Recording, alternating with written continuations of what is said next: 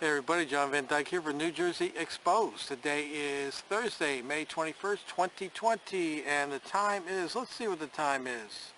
Time is 7:30 p.m. New Jersey time. I don't know what time it is where you're at, but where I'm at, 7:30 p.m. New Jersey time.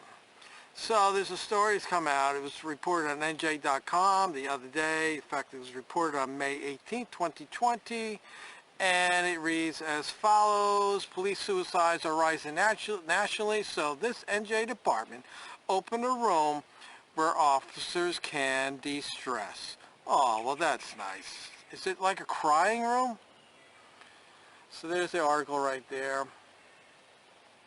I'll put the link in the description. You can read the whole thing. So let's just get the gist of what's going on here. Almost every weekend, Roselle Park officer Edward Northrop would visit his brother's home and bring along his 15-month-old baby girl. The new father rejoiced in his daughter's milestones, from her initial babbles to the first time she uttered the word Dada, and practically on a loop, he would play her favorite song, Baby Shark. But one sunny Sunday in January was different. While vacationing in Nashville, John Northrop received a phone call from someone telling him Edward was dead. The 39-year-old cop crashed his car into Mattawan while off duty and then shot himself as first responders were attempting to remove him from the wreck. I reported that story. He admitted to responder on scene that he had a few drinks prior to the crash, John Northrop said. His death is just one example of the growing nationwide issue of police suicides, and comes as New Jersey's law enforcement community begins to search for solutions. Well, I have a solution. And the solution is you need to start hiring different kinds of people. You keep hiring these big guys that are connected to somebody, either somebody's son, uncle, nephew, I don't know what, neighbor, whatever, your daughter's boyfriend, whatever. You keep hiring the same kind of guy, big, and follows orders. That's the problem, because see, I'm going to tell you something about big guys, people. Big guys solve problems through intimidation. Anybody small, any guy that was small in school like myself, I was one of the smallest people in my class, you get to know all the bullies. And the bullies solve problems one way: intimidation. Physical threats, that's how they do everything they learn in life. If they just use their size and their strength, they get what they want, or they solve a problem. Now the issue becomes is when they get older, now they're on the police department, and they come into a problem, they have to use their brain, and that part of the brain is not developed. It's this part of the brain that's developed. So they run into a problem, and we've seen a gazillion videos out there where police are beating the crap out of people because that's all they know. You could train them all day long, but that's all they know. That is the part of the brain that's developed. The reasoning and using diplomacy and things like that, it's not there. They don't know how to solve problems without violence. And at some point, I guess they turn the violence on themselves. Okay, let's keep reading here. One approach beginning to take root is secluded rooms for relaxation stocked with resources to help officers cope with daily stress connected to their careers. Some hope such rooms become a trend in coming years. Are you for real? I mean, if I was to read this, if I was just to look at this article and be truly honest about things, I would think they're all a bunch of wussies. They got to go sit in a room in distress. Well, you know what? I worked at Lowe's last summer, and it was a bit of a pain in the ass job. You know how I distressed? I went in the bathroom, I sat on the crapper for a few minutes and looked at my phone. That's how I distress. And when I got home, maybe, you light something up. You go for a walk in the park. I do it all the time. This is my distressing. But these cops, I don't get it. So let me just compare something. Let's look exactly what their job is. They get in the morning, they come in the morning, they get in their police car and they drive around and they look for people to harass. They look for people that they can extorting money from, because the bulk of their job around here where I'm at, which is all I can speak about. I can't talk about the city. That's a different environment. But here in where I'm at, Monmouth County, the bulk of what these police do, they just drive around in the cars looking to harass and extort money from motorists. And every once in a while, they get a call on the radio. They got to go, somebody's mailbox got broken, or the dog's loose, or somebody won't leave the property, or somebody's car got broken into. Every once in a while, they got to break up a fight with a domestic violence fight. But the bulk of what they're doing is just, it's BS stuff.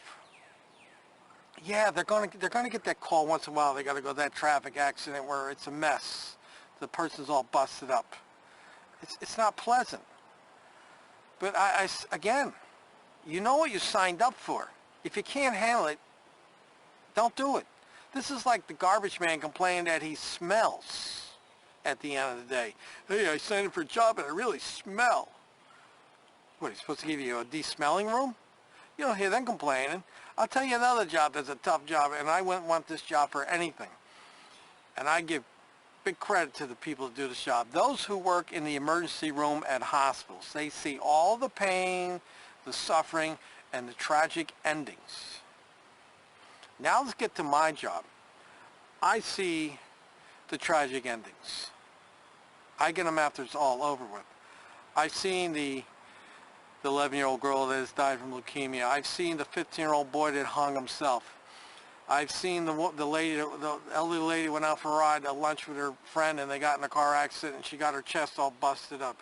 I've seen the suicides, the gunshots, the COVID virus supposedly, the heart attacks. I've gone to scenes where the guy is dead on the floor with the tubes hanging out of his mouth, and his daughter standing next to him is somebody I went to school, and his wife was my teacher.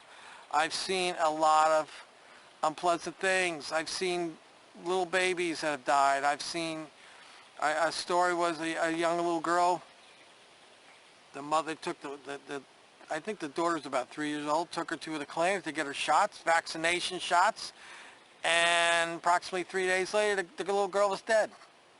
She had a reaction, and the doctor at the clinic didn't handle things right. So yeah, I've seen a lot of tragic things, you know, and how do I handle it? I have a motto. It's like I always say, be thankful for the things you have, but most importantly, be thankful for the things that you don't have. And people ask me how I'm doing. I say I'm alive and I got my health. And I use incidents like that to remind me how lucky I am. And I guess everybody deals with problems differently. I deal with it. There's things that I remember. I don't lose sleep over it, but, you know, I think about it once in a while. I think this job that I have, the situations that I've gone on have made me a better person, a more appreciative person to enjoy life. So when these little crybaby cops get up there, I don't feel sorry for them. I don't feel sorry one bit.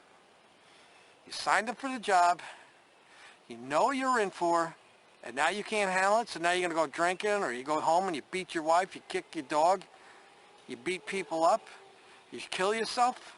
And that's another thing too, you know, the law enforcement community is always crying, oh, you know, another fallen officer. Well, the bulk of the officers dying in America are dying in car accidents and suicide.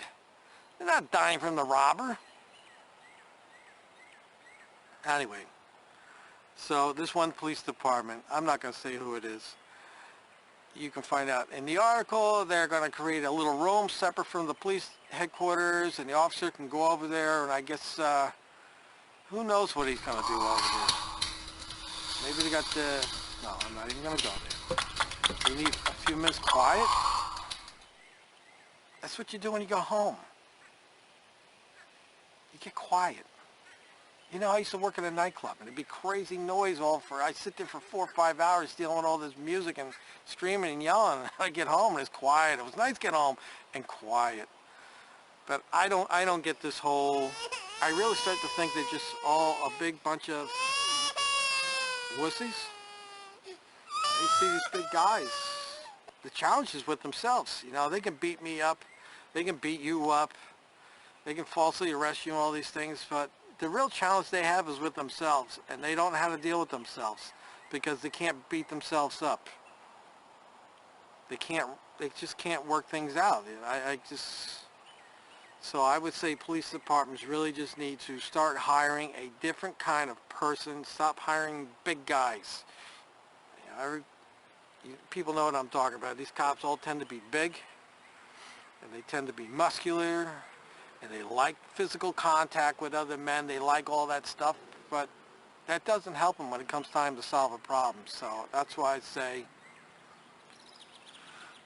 it's time for law enforcement to start hiring a different type of person.